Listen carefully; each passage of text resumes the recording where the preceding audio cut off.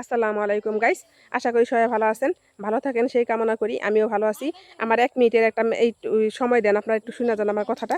তো আমরা সবাই কিন্তু টিন সার্টিফিকেট বানাইছি। এবং কেন বানাইছি টিন সার্টিফিকেট বানাইছি, কারণ আমরা যারা যারা নাকি ফেসবুকে এই স্টার সেট আপ পাইছি, তারপরে মনে করেন আমরা সবাই কন্টেন্ট মনিটাইজেশনে সেট আপ পাইছি। এক একজনে কিন্তু আমরা স্টার সেট আপ পাওয়ার পরেই কিন্তু আমরা কন্টেন্ট মনিটাইজেশন পাওয়ার পরেই আমরা করি কি টিন সার্টিফিকেট বানায় ফেলাই। তো আমাদের ফেসবুক থেকে ইনকাম হোক বা না হোক, আমাদের কিন্তু প্রতি বছরে কিন্তু আমাদের রিটার্ন জমা দিতে হবে। তো আপনি যেহেতু টিন সার্টিফিকেট বানাইছেন, তো জিরো রিটার্ন নাকি এখন জমা দেওয়া যায় না। তো যাদের নাকি টাকা পয়সা না আছে, যারা নাকি জিরো রিটার্ন জমা দেওয়ার আশা করতেছেন, তারা এখন আর টিন সার্টিফিকেট বানায়েন না।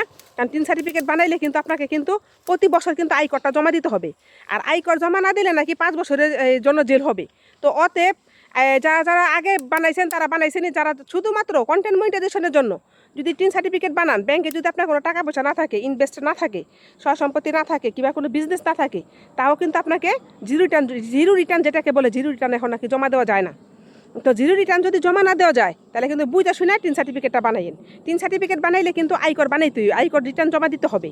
তো আজকে আমি ব্যাংকে গেছিলাম যে আমি আয়কর জমা দিব, এই আমার দেন, এই যে ব্যাংক স্টেটমেন্ট দেন। তো আমার তো ব্যাংক স্টেটমেন্ট আছে, তো ব্যাংক স্টেটমেন্ট দিছে 24-25 এই দুইটা ব্যাংক স্টেটমেন্ট নিছি। ব্যাংক স্টেটমেন্ট নেওয়ার পরে আবার আয়কর অফিসে ফোন দিছি। আয়কর অফিস থেকে আবার বলতেছে যে আপনার প্রত্যয়নপত্র লাগবো। কেন প্রত্যয়নপত্র লাগবো? যে আপনার কি সঞ্চয়পত্র কিনা আছে নাকি? তো হ্যাঁ, আমাদের তো 2টা 4টা 5টা 6টা সবারই সঞ্চয়পত্র তো মহিলাদের কিনা থাকে, জানেনি। এটা তো ছেলেদের নামে অনেকে কম রাখে, কারণ মহিলারা ব্যাংকে রাখতে পারে 48 লাখ টাকা ব্যাংকে রাখতে পারে মহিলারা। 48 লাখ থেকে 45 লাখ টাকা মেয়েরা রাখতে পারে সঞ্চয়পত্র, আর ছেলেরা রাখতে পারে 35 লাখ। তো মনে করেন যদি আপনার টাকাই না থাকে, যদি আপনি মনে করেন সঞ্চয়পত্র বাংলাদেশে কোনো ব্যাংক থেকে না কিনা থাকে, তাহলে আমি যেটা মনে করি আপনার আয়কর সার্টিফিকেট না করাটাই ভালো, আর কি টিন সার্টিফিকেট না করাটাই ভালো। যদি মনে করেন আপনার ফেসবুক থেকে ইনকাম হবে, আপনি পারবেন প্রতি বছরে রিটার্ন জমা দিতে, তাহলে মনে করেন আপনি আয়কর বানান। তাহলে কিন্তু অনেক সমস্যা, বুঝছেন না? কারণ আমি যেটা বুঝলাম, আর যদি মনে করেন জিরো রিটার্ন জমা দেন, আপনি যদি ইনকাম থাকে তাহলে কিন্তু জিরো রিটার্ন জমা দিতে পারবেন না।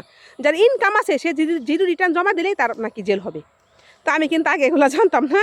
তো আজকে কিন্তু অনেক কিছু শুনে আসলাম, তো জানলাম। তা আমার তো ভাই, আমার কিন্তু ফেসবুকের জন্য কিন্তু আমার বানানো না, এই যে টিন সার্টিফিকেট না। আর মনে করেন আমার আয়কর যা আছে, এই ফেসবুকের তো খুলছি। ফেসবুকে কাজ করে আমি 7 মাস, অনেক আগে থেকে ফেসবুক খোলা, ঠিক আছে। তখন আর কি পার্সোনাল ছিল। এখন যেমন আমার এই ফেসবুকটা আমি বানাইছি যে প্রফেশনাল। তো প্রফেশনাল বানানোর পর আমার সব এইগুলো আইছে, যেমন স্টার সেট আপ আইছে, তারপরে এই কন্টেন্ট মনিটাইজেশন আইছে। তো আলহামদুলিল্লাহ, আমার তার সমস্যা নেই। আমার তো ভাই রিটার্ন জমা দিতে হইবেই। জিরো রিটার্ন তো আমি দিতে পারবো না, আমার তো দিতে হইব টাকা দিয়েই। তো ভাই আপনারাও বুঝে শুনে তারপরে ভাই আপনারা টিন সার্টিফিকেটটা বানাইন, ভাই বোনেরা যারা বানান। কারণ মনে করেন ফেসবুক আপনার কাজ আজকে আছেন, কালকে নাও থাকতে পারেন। ফেসবুক থেকে আপনি চলে যেতে পারেন, ফেসবুক আইডি আপনি একজনে নিয়ে যেতে পারে, একজন হ্যাকার আপনি ফেসবুক আইডিটা নিয়ে যেতে পারে। তখন আপনি যদি টিন সার্টিফিকেট বানান, সেটা কিন্তু আপনার উপরে সেই দায়টা কিন্তু থেকে যাইব। তো অতএব আমার কথাগুলো বিবেচনা করবেন। আমি জানি সবাই বানাইবো, কিন্তু তারপরে বিবেচনা করবেন, আগে ভালো করে বুঝবেন, মাথায় মেদা খাটাইবেন, তারপরে কিন্তু কাজটা করবেন। আমি হয়তো কথাগুলো বললাম একটু তিতা, কিন্তু আমার কথাগুলো কিন্তু বাস্তব, বিবেচনা করবেন। আসসালামু আলাইকুম।